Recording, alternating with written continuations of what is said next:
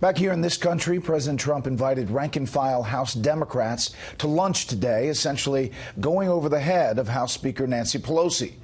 But none of them showed up. It was the president's latest effort to get Democrats to the table to talk about the funding for a border barrier or wall and trying to find an end to the partial government shutdown. Here's Chief White House correspondent John Roberts on what happens now.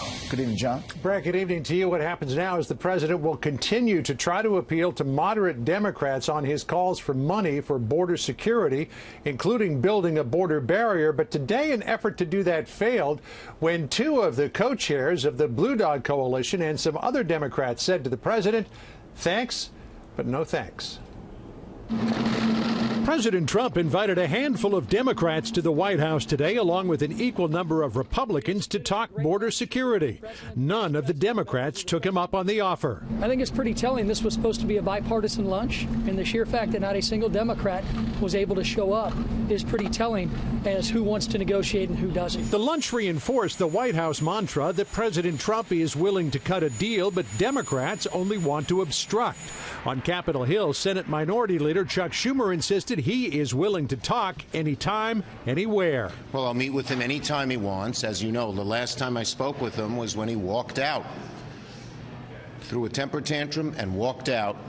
So we haven't heard from him since then. President Trump trolled the new House Speaker on Twitter today, writing, quote, "Why is Nancy Pelosi getting paid when people who are working are not?"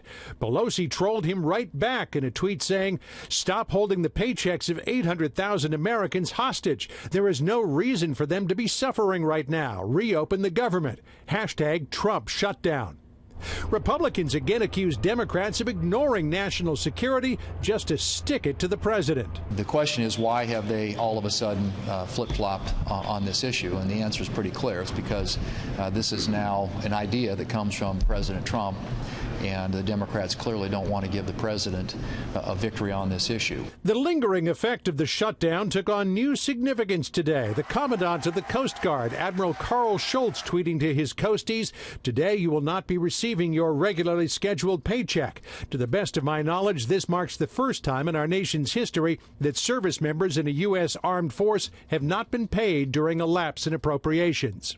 With tax season approaching, the Treasury Department today announced it would call back more than half of the IRS's workforce later this month without pay to handle tax refunds, but that the agency may still not be able to fulfill some key functions.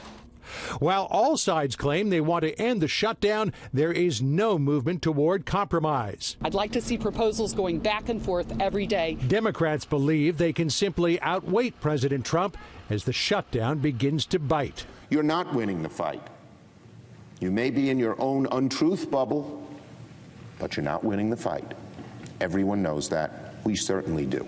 President Trump continues, or plans at least, to continue to invite over moderate Democrats to the White House to try to talk to them about the need for border security. Tomorrow, he may have over members of the so-called Problem Solvers Caucus. We're not sure if that is going to happen. Asked today about the fact that Democrats shunned the president and did not take him up on his invitation, the House Majority Leader Steny Hoyer said, quote, "My advice to members is that if the president invites you and wants to talk, you ought to go down to the White House." Brett?